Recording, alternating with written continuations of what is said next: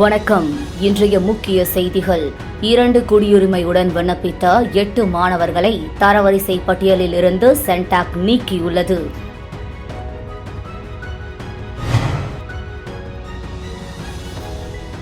தூய்மையே சேவை இருவார நலப்பணியையொட்டி பொதுமக்களிடையே தூய்மை குறித்த விழிப்புணர்வை ஏற்படுத்தும் வகையில் விழிப்புணர்வு பிரச்சார வாகனத்தை முதலமைச்சர் தொடங்கி வைத்தார்.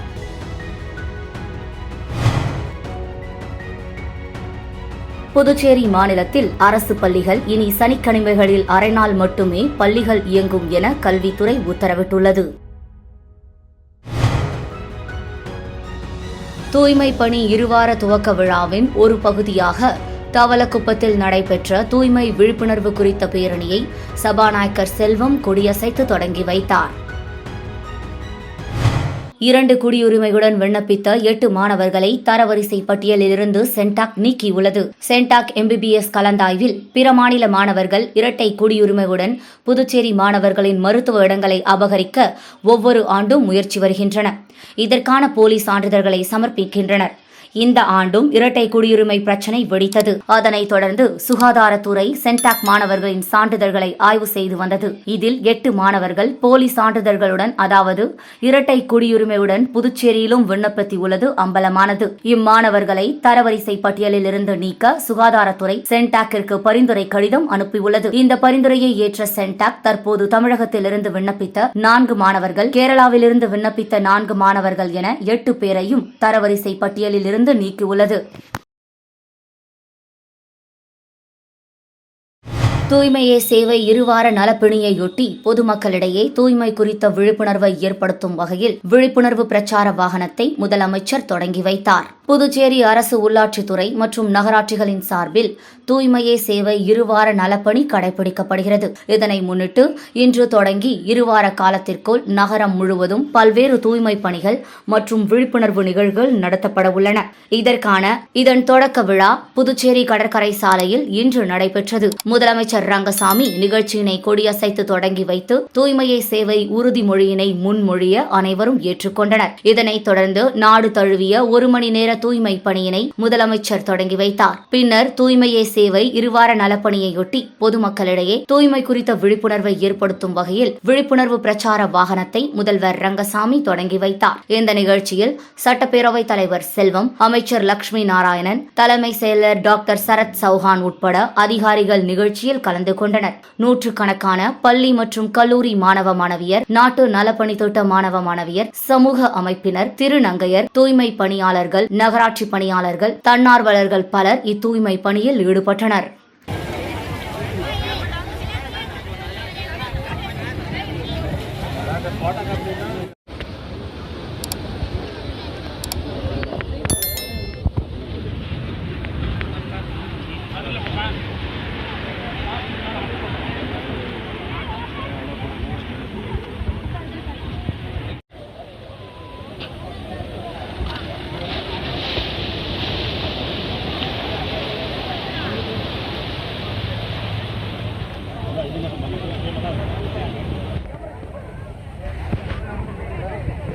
புதுச்சேரி மாநிலத்தில் அரசு பள்ளிகள் இனி சனிக்கிழமைகளில் அரை நாள் மட்டுமே இயங்கும் என பள்ளி கல்வித்துறை உத்தரவிட்டுள்ளது. புதுச்சேரியில் கோடை வெயில் காரணமாகவும் மக்களவை தேர்தல் காரணமாகவும் கோடை விடுமுறை 12 நாட்கள் நீடிக்கப்பட்டன. இந்த விடுமுறையை ஈடுகட்ட சனிக்கிழமைகளில் முழு நாளும் பள்ளிகள் இயங்கும் என கல்வித்துறை அறிவித்து பள்ளிகள் இழப்பீட்டு வருகை நாட்களுக்கான அட்டவணையை வெளியிட்டது. 5 சனிக்கிழமைகள் முழு நாளாக பள்ளிகள் இயங்கிய நிலையில் அடுத்து வரும் 7 சனிக்கிழமைகளில் அரை நாள் மட்டும் வகுப்புகளை நடத்தப்படும் என கல்வித்துறை திடீரென உத்தரவு பிறப்பித்துள்ளது. தூய்மை பணி இருவார துவக்க விழாவின் ஒரு பகுதியாக தவளக்குப்பத்தில் நடைபெற்ற தூய்மை விழிப்புணர்வு குறித்த பேரணியை சபாநாயகர் செல்வம் கொடியசைத்து தொடங்கி வைத்தார். பிரதமர் நரேந்திர மோடி பிறந்த நாளை முன்னிட்டு புதுச்சேரி அரசு உள்ளாட்சித்துறை மற்றும் அரியாங்குப்பம் கொம்யூன் பஞ்சாயத்து சார்பாக தூய்மை இந்தியா திட்டத்தின் கீழ் தூய்மை பணி இருவார துவக்க விழா நிகழ்ச்சி இன்று தவளக்குப்பம் பகுதியில் நடைபெற்றது. இந்த நிகழ்ச்சியில் சட்டப்பேரவைத் தலைவர் செல்வம் சிறப்பு விருந்தினராக கலந்து கொண்டு தூய்மை விழிப்புணர்வு குறித்த பேரணி நலப்பணியை கொடியசைத்து துவக்கி வைத்து தூய்மை குறித்த விழிப்புணர்வு துண்டு பிரசாரங்களை பொதுமக்களிடம் வழங்கினார். இந்த நிகழ்ச்சியில் அரியாங்குப்பம் கொம்யூன் பஞ்சாயத்து ஆணையர் ரமேஷ், உதவி பொறியாளர் நாகராஜ், இளநிலை பொறியாளர் சுரேஷ், சரஸ்வதி மற்றும் பாஜக நிர்வாகிகள் உட்பட பலர் கலந்து கொண்டனர். போராட்டத்தால் நிறுத்தப்பட்ட தமிழ் பட்டதாரி ஆசிரியர்களுக்கான இட மாறுதல் கவுன்சிலிங் நாளை நடக்கும் என பள்ளி கல்வித்துறை அறிவித்துள்ளது. புதுச்சேரி, காரைக்காலில் பணிபுரியும் தமிழ் பட்டதாரி ஆசிரியர்களுக்கான இடமாறுதல் கவுன்சிலிங் கடந்த மாதம் 29, 30 ஆகிய தேதிகளில் நடக்கும் என பள்ளி கல்வித்துறை அறிவித்தது. இதற்காக 245 தமிழ் பட்டதாரி ஆசிரியர்களுக்கு நேர்காணல் அழைப்பு அனுப்பப்பட்டது. அதன்படி 29ஆம் தேதி கிராமப்புற ஆசிரியர்கள் இடமாற்றம் செய்யப்பட்டனர். 30ஆம் தேதி நகர்ப்புற தமிழ் பட்டதாரி ஆசிரியர்கள் இடமாறுதல் கலந்தாய்வு நடந்தபோது குறைபாடுகளை கண்டித்து தர்ணா போராட்டத்தில் ஈடுபட்டனர். குளறுபடி சரி செய்த பிறகு இடமாறுதல் கவுன்சிலிங்கை நடத்த வேண்டும் என வலியுறுத்தினர். இதனால் நகர்ப்புற தமிழ் ஆசிரியர்கள் இடமாறுதல் நடக்கவில்லை. இதற்கிடையில் போராட்டத்தால் நிறுத்தப்பட்ட தமிழ் பட்டதாரி ஆசிரியர்களுக்கான இடமாறுதல் கவுன்சிலிங் நாளை 18ஆம் தேதி காலை 10 மணிக்கு நடக்கும் என பள்ளி கல்வித்துறை அறிவித்துள்ளது. இது தமிழ் பட்டதாரி ஆசிரியர்கள் மத்தியில் கொந்தளிப்பினை ஏற்படுத்தியுள்ளது. புதுச்சேரியில் முன்னாள் ராணுவத்தினர் விழாக்கால மானியம் பெறுவோர் விண்ணப்பிக்கலாம் என அழைப்பு விடுக்கப்பட்டுள்ளது. புதுவை முப்படை நலத்துறை இயக்குநர் அலுவலகம் வெளியிட்ட செய்திக்குறிப்பில், புதுவையில் 60 வயது நிறைவுற்ற முன்னாள் ராணுவ வீரர்கள், விதவையர்களுக்கு விழாக்கால மானியத் தொகை ரூ.5000 வழங்கப்பட உள்ளது. ஆகவே பயனாளிகள் முப்படைத்துறை வழங்கிய அசல் அடையாள அட்டை, வங்கிக் கணக்கு விவரத்துடன் அலுவலகத்துக்கு நேரில் வந்து செப்டம்பர் 23ஆம் தேதி முதல் வரும் அக்டோபர் 10ஆம் தேதிக்குள் கையொப்பமிட்டு ஆவண நகல்களை சமர்ப்பிக்க வேண்டும். மேலும் காரைக்கால், மாஹே, ஏனாமில் மண்டல நிர்வாக அலுவலகத்தில் ஆவண விவரங்களை சமர்ப்பிக்கலாம். இது குறித்து கூடுதல் விவரங்கள் அறிய புதுவை முப்படை நலத்துறை அலுவலகத்தை தொடர்பு கொள்ளலாம் என குறிப்பிடப்பட்டுள்ளது. புரட்டாசி முதல் நாளை முன்னிட்டு புதுச்சேரி வெங்கடேச பெருமாள் பக்தஜன சபா சார்பில் 32ஆம் ஆண்டு திருப்பதி திருமலைக்கு பாத யாத்திரையாக செல்வதை முன்னிட்டு மாலை அணிந்து விரதம் மேற்கொண்டனர். புரட்டாசி மாதம் முழுக்க முழுக்க தெய்வ வழிபாட்டுக்குரிய மாதம். அதனால்தான் இந்த மாதத்தில் திருமணம் போன்ற சுப காரியங்களை தவிர்க்க வேண்டும் என நம்முடைய முன்னோர்கள் சொல்லி வைத்துள்ளனர். அதன்படி புரட்டாசி மாதம் முதல் நாளில் வழிபாட்டினை துவக்குவதால் புரட்டாசி மாதம் முழுவதுமே பெருமாளின் அருளால் நமக்கு நன்மைகள் பலவும் கிடைக்கும் என்பது நம்பிக்கை.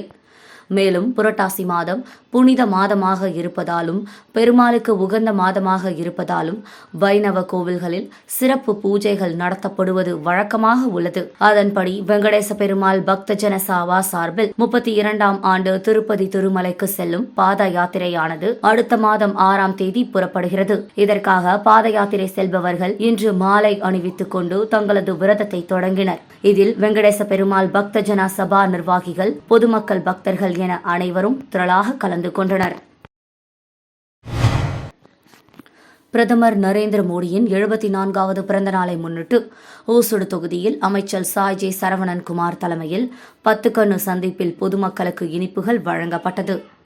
பிரதமர் நரேந்திர மோடியின் 74வது பிறந்தநாள் விழா ஓசூடு தொகுதி சட்டமன்ற உறுப்பினரும் ஆதி திராவிட நலத்துறை அமைச்சருமான சாய் ஜே சரவணன்குமார் தலைமையில் 10 கண்ணு சந்திப்பில் பட்டாசு வெடித்து பொதுமக்களுக்கு இனிப்புகள் வழங்கி கொண்டாடப்பட்டது.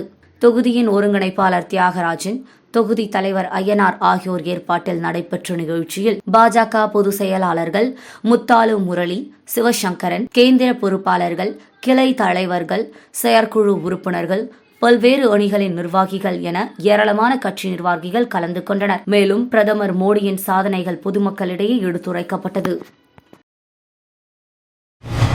பகுத்தறிவு தந்தை பெரியாரின் பிறந்த நாளையொட்டி காமராஜர் சாலையில் உள்ள அவரது சிலைக்கு முதலமைச்சர் ரங்கசாமி உட்பட பல்வேறு அரசியல் கட்சியினர் மாலை அணிவித்து மரியாதை செலுத்தினார்கள். அதனைத் தொடர்ந்து எதிர்க்கட்சி தலைவரும் திமுக அமைப்பாளருமான சிவா தலைமையில் திமுகவினர் ஊர்வலமாக வந்து பெரியார் சிலைக்கு மாலை அணிவித்து மரியாதை செலுத்தினார்கள். இதேபோல் அதிமுக மாநில செயலாளர் அன்பழகன், அதிமுக மாநில துணை செயலாளர் வையாபுரி மணிகண்டன், அதிமுக உரிமை மீட்புக்குழு மாநில செயலாளர் ஓம் சக்தி சேகர் ஆகியோர் தனித்தனியாக பெரியார் சிலைக்கு மாலை அணிவித்து மரியாதை செலுத்தினார்கள். அதனைத் தொடர்ந்து விடுதலை சிறுத்தைகள் கட்சியின் விழுப்புரம் MP ரவிக்குமார், புதுச்சேரி மாநில முதன்மை செயலர் தேவபொழிலன் மற்றும் இந்திய கம்யூனிஸ்ட் கட்சியின் மாநில செயலாளர் சலீம், முன்னாள் அமைச்சர் விஸ்வநாதன், பெரியார் திராவிடர் கழகத்தின் உட்பட பல்வேறு அரசியல் மற்றும் பொதுநல அமைப்புகளை சார்ந்த நிர்வாகிகள் பெரியார் சிலைக்கு மாலை அணிவித்து மரியாதை செலுத்தினார்கள். வணக்கம். இன்றைய முக்கிய செய்திகள். 2 குடியுரிமையுடன் விண்ணப்பித்த 8 மாணவர்களை தரவரிசை பட்டியலில் இருந்து சென்டாக் நீக்கியுள்ளது.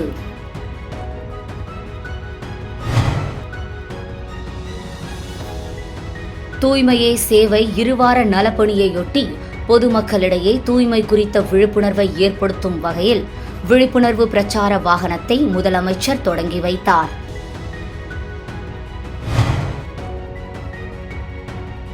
புதுச்சேரி மாநிலத்தில் அரசு பள்ளிகள் இனி சனிக்கிழமைகளில் அரை நாள் மட்டுமே பள்ளிகள் இயங்கும் என கல்வித்துறை உத்தரவிட்டுள்ளது.